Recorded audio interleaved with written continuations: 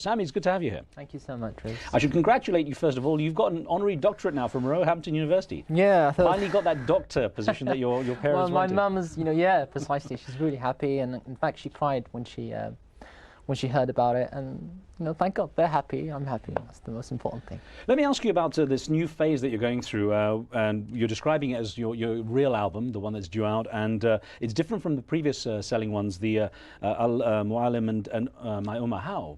How is it different? I think, Riz, every artist goes through different phases in his life. I'll give you an example. For example, Beethoven composed a piece and dedicated it to Napoleon Bonaparte because he was really, believing in what was happening at the time and his ideal. And then he later took it away and said, "No, I don't want it to be." You cancelled the dedication. But people go through different phases in life, and I'm so proud of Al-Mu'allim, my first album, and I'm so proud of My Ummah. They were so blessed and so beautiful. The response has been so great. But I'm not going to sell. I'm not going to make something religious because it's going to sell. Right. I'm not going to say, Ya Rasulullah. I'm not going to. It's using His name in vain. It's using God's name in vain. I'll sing about what is honest, what I feel. If it fits, you can use it. Absolutely, absolutely. Okay. If it's honest, if it's from my heart 100%, if I'm feeling it, I'm not just going to do it for business. And you're going to include a lot more English language in your work. Now, it's described as a crossover, if that's a fair expression. Is that a natural evolution in your work, or is that something you're deliberately looking towards? I just feel like as an artist who's a Muslim, who's proud of his faith, I just feel like sometimes, it's great that I've reached a certain stage where I'm so proud, all this stuff of Islamic pop and king of, it's all daunting, and it's, I don't even want to, I don't want that to be attributed to me. I don't feel proud of it necessarily, but I mean the response of the fans, supporters, fans, different concerts, it's been phenomenal, it's been wonderful. But I just think at this time, I've got so much more to offer, I've got so much more to say and to make, and I just want to make that step to move on, to other things. Well, Sami, as you know, our viewers take part with questions on this show, and we've got Anwar on the line from London. Anwar, what would you like to ask? Oh, hello, good evening, assalamu alaikum. Sami, first of all, I'd like to congratulate you. And the second thing, I think the best thing in the era we are living is, I think if you write songs so that we can bring peace in the world and justice for everybody. And I think that will be your best success, and I wish you all the best. Thank you. Thank you so much, Anwar. Right. Thank you. God bless you. It's interesting, Sami, thanks for that, Anwar. It's interesting, we had an email, and this is something I know you have to deal with. Deborah in Kansas in the USA here wrote in this email saying, in my opinion, based on the previous Bush administration, religion is often used to manipulate people to vote against their own needs. Deadly for a democracy. And I know that people are always looking for you to comment because they associate you with these religious songs. I know it's something you're moving away from. I'm wondering, is it hard to shift that Islamic pop singer image that you, as you say, you've got more to offer? It is difficult, and Deborah is and definitely in some instances she's 100% spot on. Religion is something that is beautiful, can be beautiful, and it's also can be misused, and often is misused in all spheres, even in the in the music industry and different industries that exist. And it's just, I don't want to be somebody who people say, oh, he's making money out of religion, he's making money out of Islam, he's making money out of the Prophet, and because I'm a musician, I've got so much more to say, I've got so much more to share with everyone. And it doesn't mean that I'm not going to sing religious songs anymore, but it means I just want to move on. And I know you do. That's what I'm going to ask you. Just a quick response for these two, because these come up. This Facebook email from Razia Khan in South Africa says, most South African Muslims received Sami with much enthusiasm when he performed here, but there were voices of dissension who regard the playing of musical instruments forbidden in Islam. What's your take on this? And then Mariam Blank from Birmingham here in the UK says, I respect your work as a singer and I like your songs, but I cannot understand why and how you use instruments and how you can believe they are allowed in Islam. I've heard about the issue of singing, but I've never really heard about the use of instruments so much. It's time after time. It's the same thing. You hear it. It exists, it's a fiqhi matter. It's Islamically speaking, from a religious point of view, it's a jurisprudence issue. It's a matter of jurisprudence between scholars, and there has been, differences of opinion regarding the permissibility of music and instruments. Some say woodwind is forbidden, and woodwind instruments. Some say strings are forbidden. The only thing that's allowed are the drums. And I choose the opinions of scholars who don't have a problem with music in itself. You yourself play what? About 10 instruments, huh? They say. Is it 10? It's a rumor. But it's quite a few. I know you're well, what we were discussing. I think we were discussing earlier about how one can play the piano, but doesn't mean he's a pianist. Right. I may be comfortable playing the piano and composing on the piano, but I wouldn't call myself a pianist. Now, talking of difference of opinion, I know you've moved on to new management, and the split with your previous managers was acrimonious and is still, a point of contention. Something many artists have been through, from the Beatles to George Michael. What experience do you think you've gained from that? Well, I think the most important thing, and I advise my fellow colleagues or young people who are interested in music, follow professional advice. The first thing you should do is get yourself a manager or get yourself some serious advice in the music industry. There is no Muslim market. I actually, honestly, I have a problem with that term, Muslim market. It kind of, Islam is not for sale. You can't, it's like a Christian market or a Jewish market. And just get yourself advice. There is a standard that's out there in the world. You're entitled to mechanical royalties. You have rights as an artist, as a musician. I was never, unfortunately, aware of these issues, but they're your rights. So the main thing that I've learned is that you should get legal, seek legal advice. Now, I know your website, SamiYusufOfficial.com, explains a lot of it from your perspective, especially the dispute over the newly released album. But we had a number of emails on that subject, so I have to touch on this, and forgive me, but here are a couple of them. First is from a viewer by the name of Afaf. Afaf Al-Madina wrote in saying, I do not think Sami's new album is as high in quality as his previous two albums. It sounds like a demo, an unfinished version, ! And then from Iran we had one actually. Mehdi and Majid wrote in from Iran saying, we heard about your newly released album, but also heard that it's not really your album. Is this true? Now, based on those comments, how important is it for an artist to have complete control of their work? Look, for somebody who makes his own music, I sometimes ask others to co-write with me. Sometimes I ask them to write the whole thing, but generally speaking, I write my own music, from composition to arrangement to the instrumentation, orchestration, more or less everything. And the most successful songs I've had, like Al-Mu'allim, My Ummah, I've written myself. And when I say write, I mean lyrically, the lyrics. But a song, it starts off as an emotion, and it really, I'm sure most composers and musicians will agree with me, it's a baby, Like, I'll give you an example. When I was contacted by Mark Foster to do the thing for the Kite Runner, I read the script, and immediately I knew it just came, It just came, the chords came, the melody came, and I was so moved by the story. And this was just an emotion, but honestly, I could tell 100% how this would sound in the end. So you're very concerned about that. You're a perfectionist, basically. Absolutely. And when I work, I get stressed. I get stressed out to such an extent where I get spots and I get, rashes on my skin, because it's got to sound right. That baby needs to grow. It needs to, it's got to mature and have clothes and graduate from university, and it didn't happen. It didn't happen. Now, I say it's important, in the interest of balanced reporting, that we get the perspective of the company you're in dispute with. Absolutely. We won't go into the legal aspects, but Awakening Records did send us a statement saying the following. Sami Yusuf is signed exclusively to Awakening Records for 5 albums, and the 3rd album was officially and legally released on the 12th of January 2009.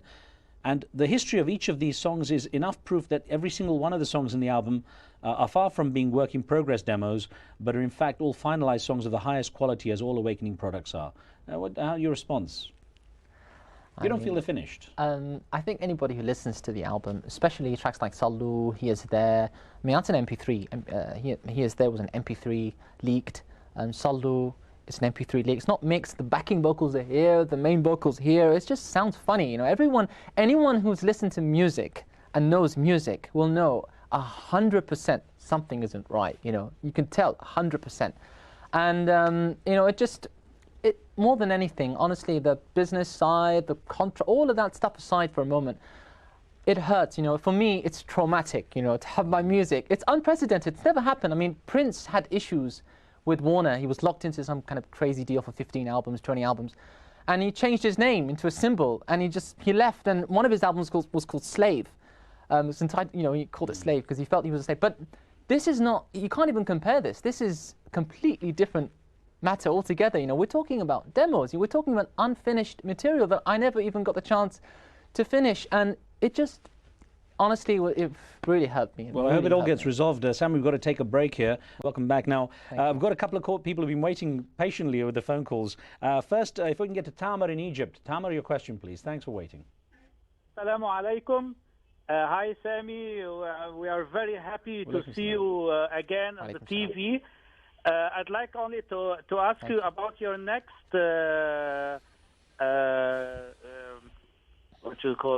about your next song or next album. When are you going to release your next album?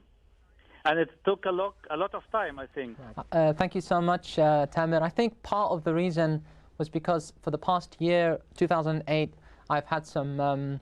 Well, I have my legal books are this thick, you know, it's like the size of Mathnawi, Rumi. It's huge, you know, and we've just had a few issues here and there, and I've just spent the good part of 2008, unfortunately, dealing with this issue. And one day I woke up and, oh really, my album's out. You know, I was just completely shocked.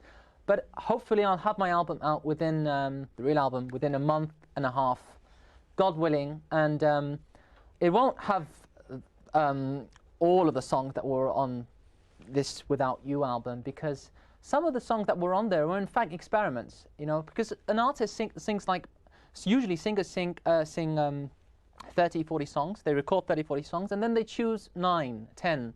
And some of those songs, like for example, Meri Ha Ha Hai, Meri Ha Ha means, it doesn't mean anything, you know, that's just my cue. It's just for me to know that there, you know, there should be some Hindi, you know, there should be something with meaning. And you know that, you know, there are demos, and a lot of them, a few of them are actual experiments, and were probably not meant to be released. Right. Like I say, the Awakening statement did say that they were fully done, and of course you've got your new work now, your crossover work in the pipeline. So I'm sure you'll be very, very careful about what you want to do with that. Absolutely. Let me get Mohammed from the UAE on with a question. Mohammed, go ahead. Assalamu alaikum. Sami, Martin Luther King said, we all have a duty to change and transform neighborhoods into brotherhoods. Do you not see, for community cohesion, we're doing a conference in London this summer, where you'll create a record based on community cohesion, change neighborhoods into brotherhoods? Thank you. Jazakallah khairan.